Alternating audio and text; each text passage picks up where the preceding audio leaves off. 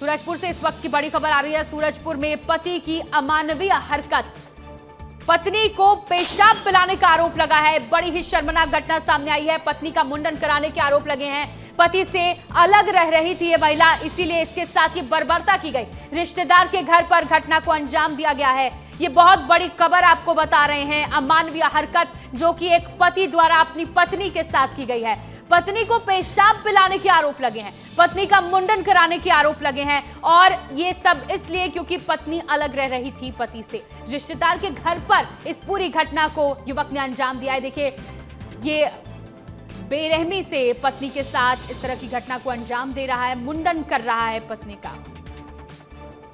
हमारे साथ हमारे दो सहयोगी सूरजपुर से सूरज साहू और रवि मिरी जुड़ गए हैं। सबसे पहले सूरज, आपका रुख करते हैं। ये क्या घटना है? बड़ी ही शर्मनाक है, और इस तरह की घटना को अंजाम देने के बाद क्या कार्रवाई हो रही है इस पे?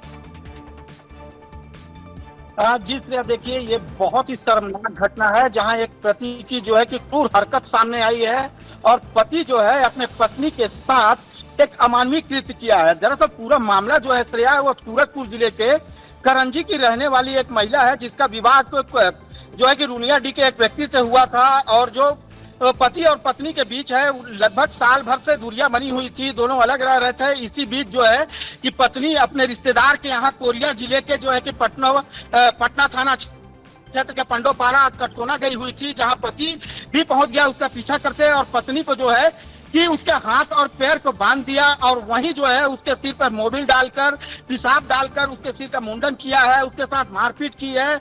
वहीं इस मामले में पत्नी ने थाने में तो रिपोर्ट कराई, पटना थाने में रिपोर्ट कराई, लेकिन अब 4 दिन बीत जाने के बाद भी उसके ऊपर कोई कार्रवाई नहीं हुई। पत्नी का आरोप है कि गैर जमानती धाराओं में अपराध दर्ज किया गया है। वहीं आज जब पत्नी सूरजपुर एक स्थानीय जनप्रतिनिधि के साथ पहुंची तो इस मामले का खुलासा हुआ है। जी श्रेया।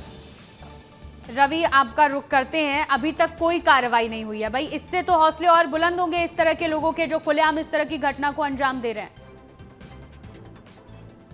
प्रियंका, कोई भी पति अपनी पत्नी के साथ ऐसी क्रूरता कर ही नहीं सकता। आज जो तस्वीर सामने निकल कर आई है, ये महिलाओं के साथ अब तक हुए अत्याचार का प्रकाष्ठा है। इतनी चरम तक अत्याचार कभी मैंने देखा ही नहीं है। कैसे ये लोग जिंदा है। इस तरह के लोगों को राक्षस ही कहा जाना चाहिए। जिस प्रकार से उसने क्रूरता की है अपनी पत्नी के साथ, उस तस्वीरों को, उन विजुअलों को मैंने देखा है। उन तस्वीरों में साफ साफ दिखाई दे रहा है कि किस हद तक यहाँ पर क्रूरता की गई है। उस क्रूरता के बारे में मैं बता देता हूँ।